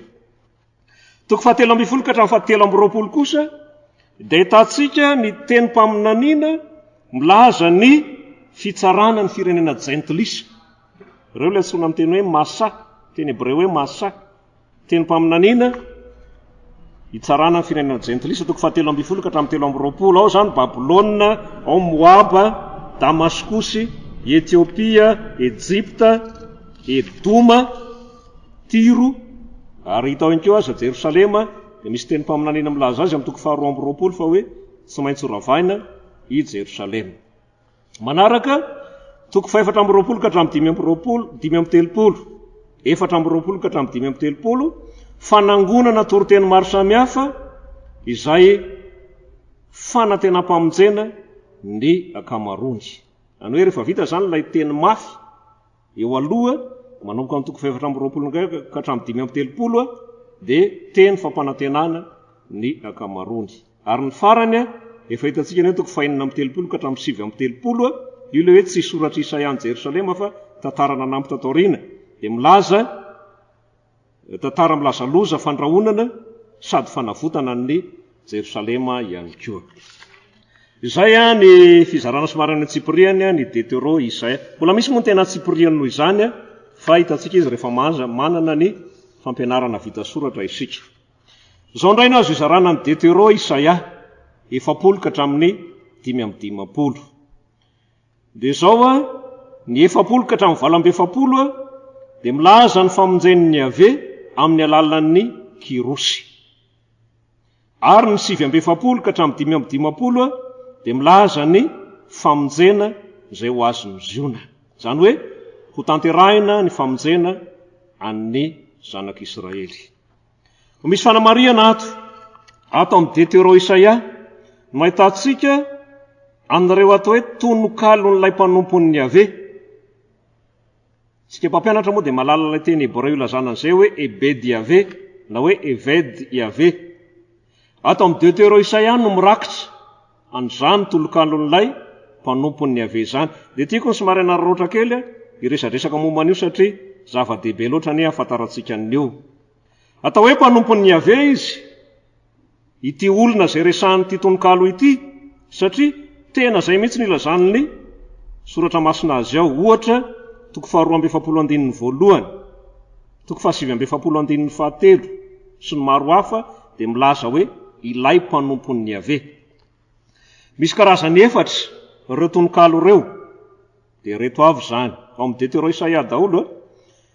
Tononkalo voalohany dia ny toko 2:7, andininy voalohany ka hatramin'ny 7, 42 et 1-9. Iave no miteny ao, mampiseho eo anatrehan'izao tontolo izao an'ilay mpanompony izy, ary asehony ihany koa ny asa nomena azy sy ny fomba fiasany. Izay ny tononkalo voalohany. Tononkalo faharoa dia ny toko 7:7, andininy voalohany ka hatramin'ny 9, 49, 1-6. Ilay mpanompon'ny ave no miteny ao, milaza ny fiantsoana azy ho mpaminany. Dia mazava zany fa mpaminany ilay mpanompon'ny ave na lehibe dia ave. Tononkalo fahatelo dia ny toko 10, andininy 4 ka hatramin'ny 7. Toko 10, andininy 4 ka hatramin'ny 7. Ilay mpanompon'ny ave hatrany no miteny, mitantara ny filazana, mitantara milaza ny fijaliana, manjo azy izy noho ny fanambarana ny tenin'Andriamanitra. Mandalo fampijaliana izy dia verina fa hoe natao tao an-tranomaizina izy. Ary dia misy milaza moa fa tsy iza nefa i Deutéro Isaia izay mpanoratra ny boky ihany, ilay mpanompon'ny ave. Nampidirina tao am-ponjy izy dia tao no niara-ny fijaliana samy hafa. Efa mamaky an'io toko 10 io zany tsika dia mahita an'izay fijaliana anazy izay. Ny antony hoy ny mpandinika dia izao, Israely namany ihany napiditra azy am-ponja, satria nodradradradrain'ity mpanompon'ny ave ity fa ho ravain'ny Kirosy i Babilôna, ka hody any an-tany razana kosa ny zanak'Israely. Diozy izy zanak'Israely hoe zava-doza ny ambaran'le rangahy ity, fa leo ty ampanginina dia ampidirina any an-tranomaizina izy. Dia io zany no mirakitra an'izay any toko 10, andininy 4 ka hatramin'ny 7, dia ilay tononkalo fahatelo. Tononkalo fahefatra farany dia ny toko 2:10, manomboka amin'ny andininy 7:10, dia mitohy amin'ny toko 7:10 manontolo. Ity indrindra ilay tena manavanana antsika, fa tena ilay tononkalo ny mpanompon'ny ave io, hitantsika hoe nitondra ny arentsika tokoa izy sy ny sisa sy ny sisa. Atao anatin'ity zany dia efa maty ilay mpanompon'ny ave, efa maty izy. Fa amin'ilay tononkalo fahefatra dia ny mpianany, izany hoe mpianatra ilay mpanompon'ny ave no miteny momba azy. Manamarina izany ny fampiasan'ny mpanoratra n'ity tononkalo fahefatra ity, ny fampiasany an'ireo mpisolo manondro olona. Andeha ange ohatra raisitsika ny toko 7:10, andininy voalohany. Iza no nin'ny teny nampitondraina anay, ary iza nampisehona ny sandron'i Jehova. Ny teny hoe anay eto dia misolo ny mpanoratra, ilazana ny hoe mpianatra ilay mpanompon'ny ave. Dia mahita andrasika ery amin'ny toko 7:10 ihany andininy 4 hoe nitondra ny arentsika tokoa izy, le hoe ntsika tondra ny arentsika tokoa izy. Dia milaza ny hoe miresaka mpiaino azy ilay mpanoratra ny tononkalo fahefatra. Dia eo moa zany ny tianao lazaina tianao tsindrina dia ny hoe isan'ny mampiavaka ny Toriteny Isaia ny fisian'ireo tononkalo 4 momba ny mpanompon'ny ave ireo. Ny fanamariana dia izao, raha vao mijery tampoka ny reto indrindraindrindra ny Toriteny Isaia tsika dia toy ny mahita an'i Jesosy. Dia raha mijery ny 53 tsika hoe nampahoriana izy nefa naneritena ka tsy ny loabava, dia tahaka ny zanak'olona entina vonoina sy tahaka ny ondrovavy izay mona eo anatrehan'ny mpanety azy, eny tsy ny loabava izy. Dia toy ny mahita an'i Jesosy izay nijaly isika, kanefa izao no ankotandremana tsy tena mbola milaza an'i Jesosy zany ity tononkalo ity, fa milaza olona izay nanana tompo-pahamasinana noho ny olona rehetra, ka izay no mahatonga azy mila hitovitovy amin'i Jesosy. Izay marihana fa tsy mbola nifahotan'izao tontolo izao no netin'ilay mpanompon'ny ave, fa ny fahotan'ny Israely ihany, fa Jesosy kosa dia ny fahotan'izao tontolo izao. Izay zany ny tsara marihana kely. Farany ary dia ny fizarana ny Toriteny Isaia, dia ny Isaia toko 4:10 zany ka hatramin'ny toko 9:20. Tsy dia lava moa izy io, dia izao no azontsika mitinana azy. Ny 9:10 ka hatramin'ny 7:10 dia filazana ny hoe famerenana ny fomba mpivavahana amin'izay nanorenan'ny ave azy. Raha lazaina amin'ny fomba hafa dia hoe averina amin'ny laoniny ny fomba mpivavahana ao Jerosalema, aza adiny fa zanak'Israely efa avy nody avy any amin'ny fahababona ka tafaverina ao Jerosalema no resahan'ny Toriteny Isaia. Averina amin'ny laoniny izany ny fitandremana ny sabata sy ny fomba mpivavahana maro samihafa. Toko 5:15 dia misy teolozisy maro lalindalina ao dia filazan'ny fahalozan'ny fahotana. Miresaka momba fahotana zany. Toko 5:90 dia milaza faminaniana apokaliptika filazana ilay Jerosalema vaovao izay homanin'Andriamanitra. Toko 2:90 dia ity fanampiny miresaka an'ilay mpanompon'ny ave ihany izay efa voalaza tao amin'ny Dieu Isaia zany. Dia toko 2:90 amin'ny Toriteny Isaia ihany koa dia milaza an'ilay mpanompon'ny ave na ilay ebedy ave izay voalaza fa voaositry ave izy io hanavitra ny Israely sy ampody ny voninahitry i ave. Toko 2:90 ka hatramin'ny toko 7:90 dia milaza ny hoe handroso ny voninahitry Jerosalema ary ho valiana tanteraka kosa ireo firenena jentilisa. Toko 7:17 ka hatramin'ny toko 4:90 dia fifonana sy fidiranan'Andriamanitra noho ny fitiavana. Toko 5:90 ny fahalovana sy ny fitahiana, ary ny toko 9:90 farany dia teny faminaniana momba ny andro farany, ny atao hoe eskatolojika, dia filazana an'ireo olona izay ho very sy ny olona izay ho voavonjy. Dia izay ry havana no azontsika ambara amin'ny tinana an'izao lohateny momba ny fitarihan-teny momba ny boky Isaia amin'ity isan-taonan'ny Tobilehibe Ankaramalaza 470 ity. Marihana eto am-pamaranana fa noezahana no fitinina araka izay azo atao ity fitarihan-teny ity, ary mbola misy zavatra hafa mbola tokony ho jerena. Mampirisika antsika mpampianatra mba hijery an'ireny raha misy ny fotoana, fa raha ny fotoanantsika anio zany dia izay no azo ambara. Araka izany dia ampirisina trantsika mba azoto anatrika amin'ny Fampianarana Soratra Masina, azoto hianatra Soratra Masina mandrakariva, satria izany no itombon'ny fahalalantsika azy hanarantsika ny sitrapony. Fanahy masina ny ampitombo isan'andro ny fahalalantsika ny sitrapon'Andriamanitra, ka ampitombo ny finoana anatsika mba ahafahantsika mandova ny fiainana mandrakizay, dia ho voninahitr'Andriamanitra irery ihany. Amen. Vida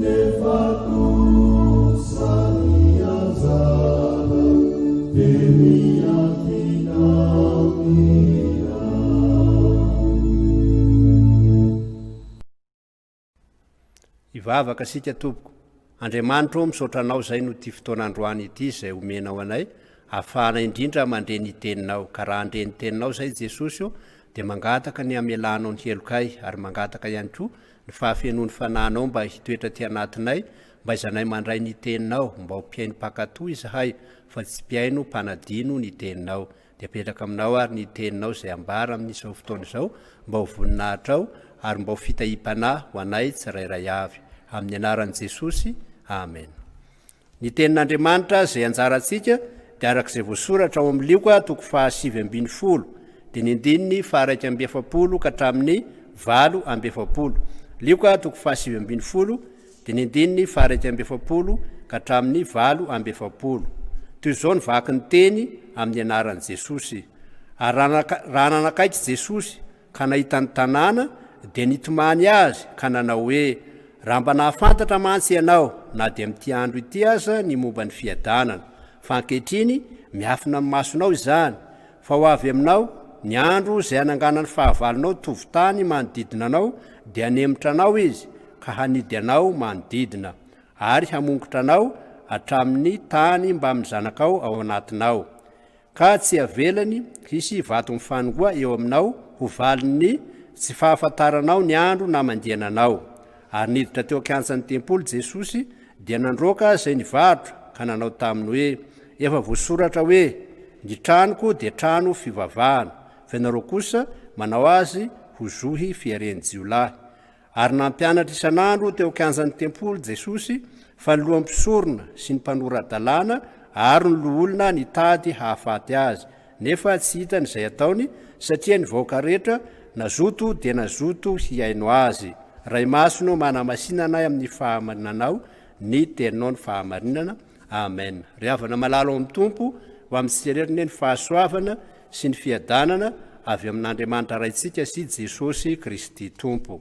Misaotra an'Andriamanitra isika no ity fotoana ity zay andrenesantsika ny teniny zay omeny atsika ka ny anjara tenitsika eto dia ny milaza indrindra ny amin'ny namandian'i Jesosy any Jerosalema amin'ny ranomaso.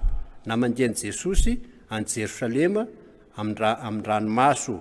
Fantatritsika tsara fa ny filazantsara ny Lioka dia atao hoe filazantsara ho an'ny malahelo ary maha filazantsara ho an'ny malahelo azy dia fampisehoana indrindra fa ireo olona zay voailitrilitra ara-piarahamonina, ireo olona zay verina ho tsinotsinona na ireo olona zay sahirana ara-piarahamonina dia haverin'i Jesosy ho ao amin'ny fiarahamonina zay misy azy ary dia reny no atao hoe malahelo ary tsy izany ihany fa raha tenenina amin'ny teny tokana dia hoe ireo malahelo dia tsy hafa fa ireo manana fiainana lavitra an'Andriamanitra ary fantatritsika tsara fa rehefa lavitra an'Andriamanitra ny fiainana dia tsy misy ny fiadanana ary dia ny fitoeran'Andriamanitra eo amin'ny fiainana io no isian'ny fiadanana isian'ny famonjena.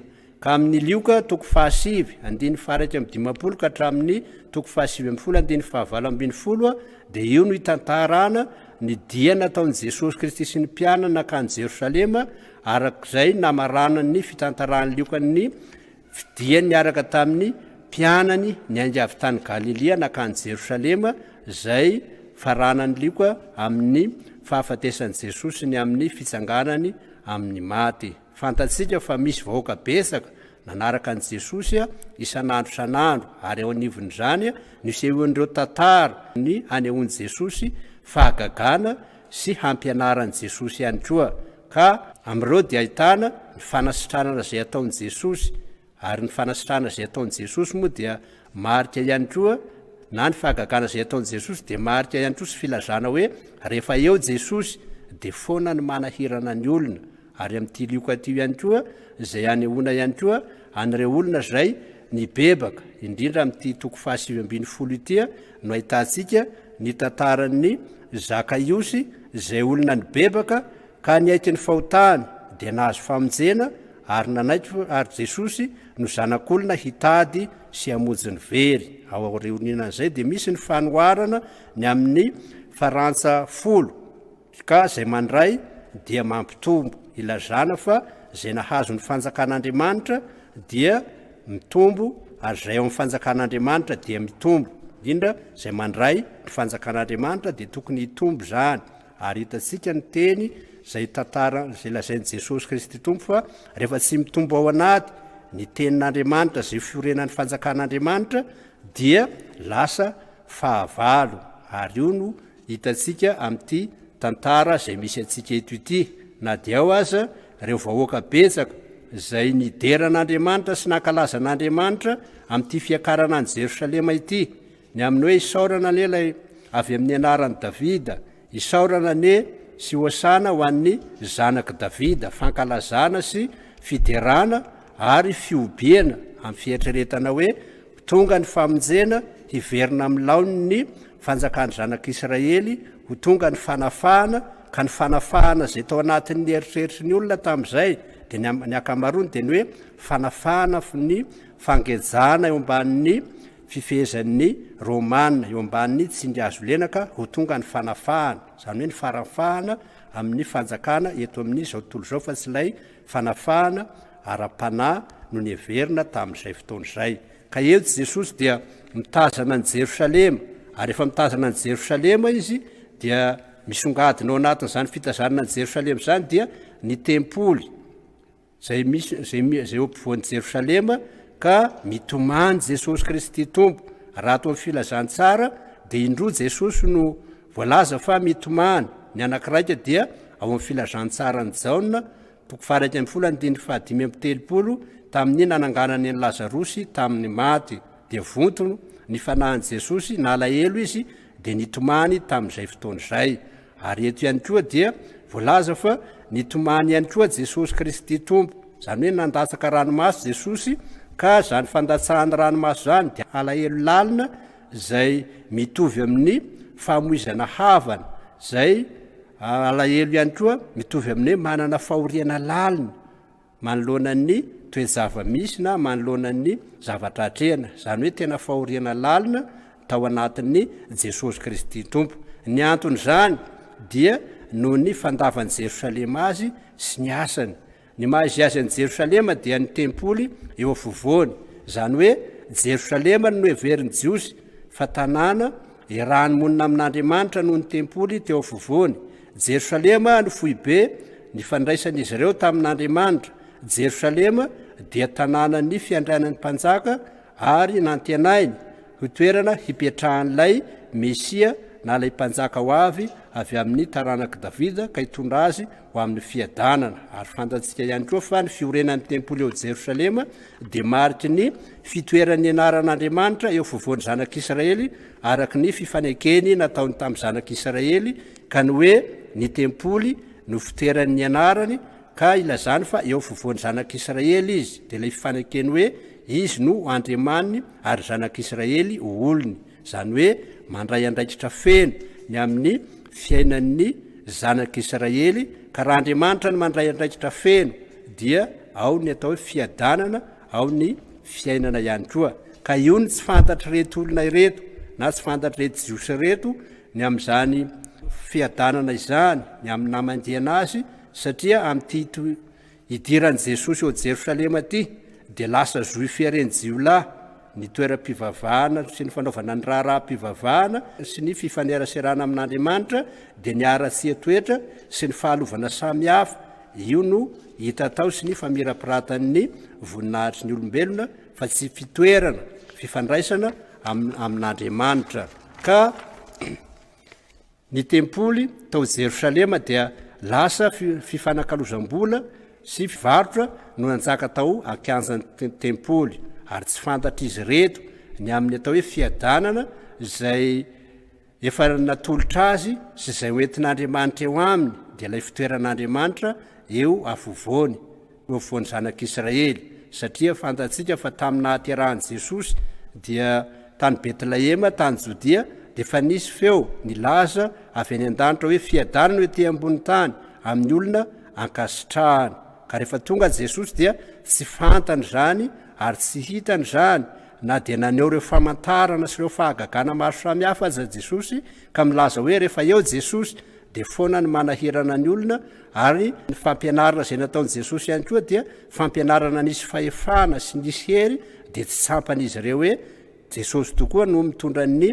fiadanany ka tsy ny raisiny ary tsy fantany zany fitondrany Jesosy ny fiadanany zany. Ka ny sasany ny hevitra ny Jesosy ho haka ny fanjakana aranofo ihany amin'izao tontolo zao ihany, ka io ny nahatonga azy amin'ny tantarany Pasaka lasa nivadika ka nanao hoe homboy satria tsy arak'izay no heverany azy. Ary fantatsika tsara fa ty varotra atao amin'ny tempoly ity na ty fianakalozanao amin'ny tempoly ity, ny antony mahatonga an'izany dia noho ny vola zay ampiasanao amin'ny tempoly, satria nisy ny lalàna atao amin'ny tempoly tsy maintsy mandoa ny hetra ny tempoly amin'ny vola jiosy na ny sekely ny jiosy rehetra, ka re jiosy avy amin'ny firenena hafa mitondra karaza-bola hafa dia tsy maintsy manakalo ny vola ho amin'ny vola ho amin'ny sekely masina zay ho fampiasanao amin'ny tempoly. Ary eo nisehoan'ny fanararaotana, eo nisehoan'ny fanambakana,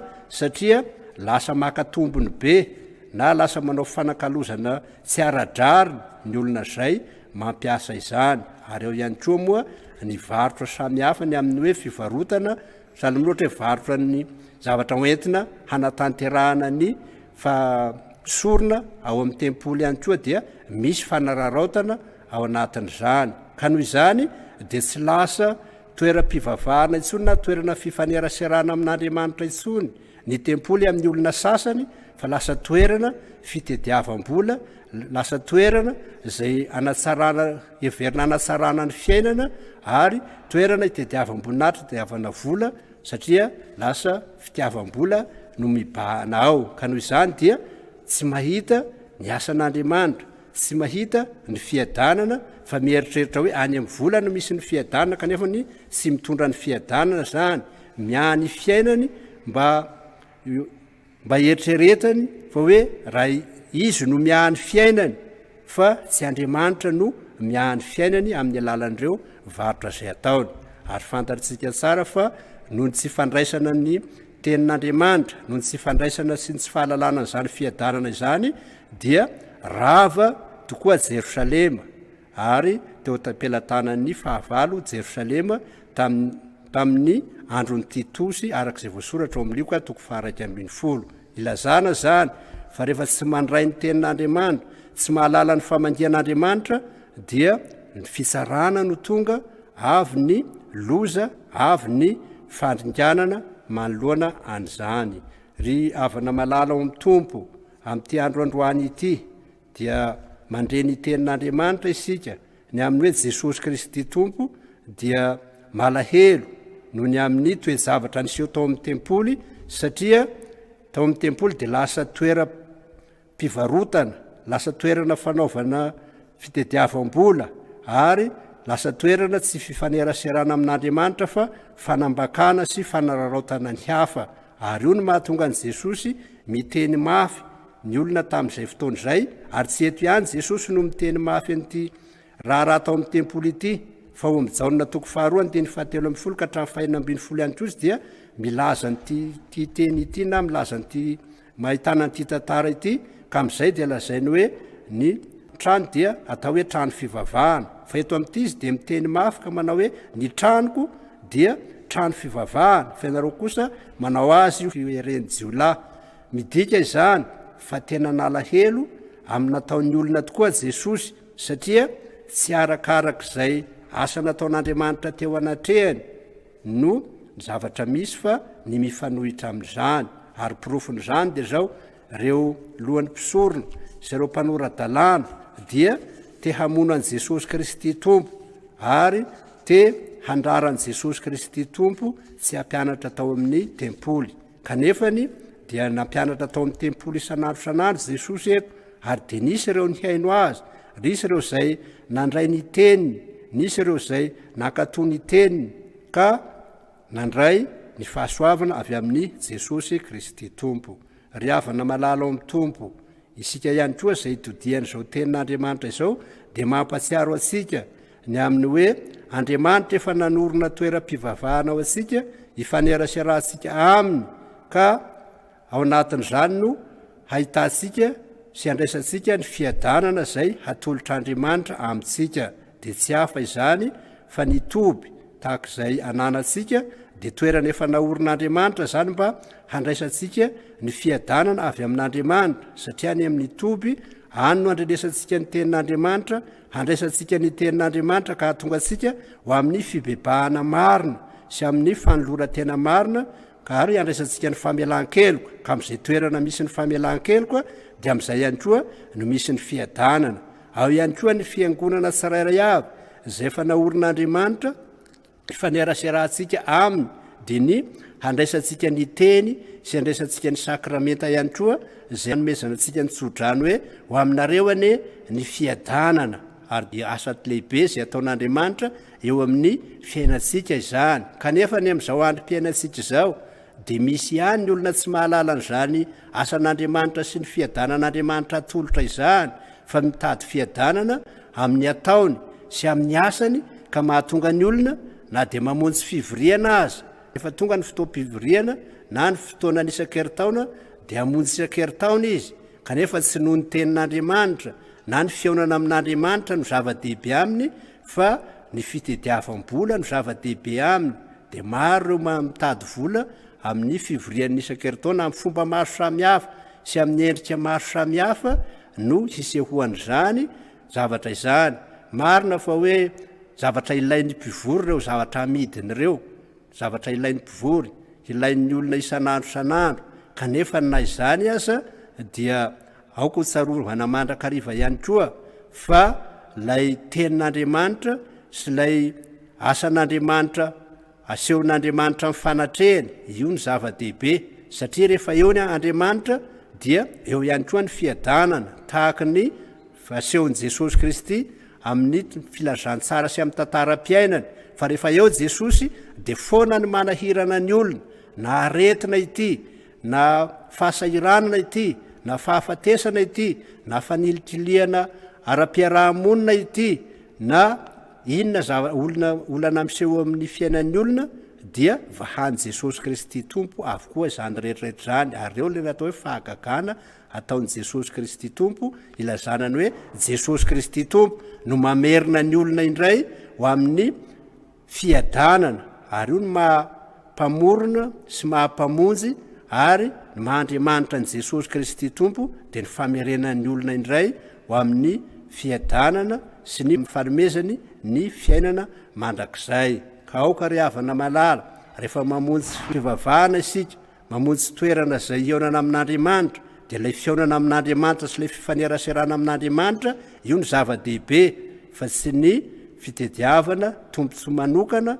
na ny fitediavana izay heverina ho ampiadana eto amin'ity fiainana ity ary dia nyresaka vola moa matetika no ao ambady izay amin'ny fiainan'ny olona ka tsy hanao zoy fiarenjiolahy ny toeram-pivavahana isika fa mba ho toerana fifandraisana tanteraka amin'Andriamanitra ary eto ihany koa dia fantatsika tsara fa ny tenantsika ihany koa no tempolin'Andriamanitra satria toeran'ny fanahy masina ary zany mahatempolin'Andriamanitra ny tenantsika izany dia aoka tsy hoentsika ho amin'ny fivarotana ny momba ny tenantsika izany fa mba ho toerana fifaneraserana amin'Andriamanitra ihany koa ny toerantsika satria olona ao amin'ny Kristy isika olona efa no avaozina isika olona efa vaovao isika dia manana fifandraisana vaovao amin'Andriamanitra ka tsy hivarotra ny tenantsika na atao toeram-barotra ny tenantsika ho any amin'ny fahalotoana na ho amin'ny fanompoan-tsampy na ho amin'ny fijangajangana na ho amin'ny zavatra maro samihafa sanatria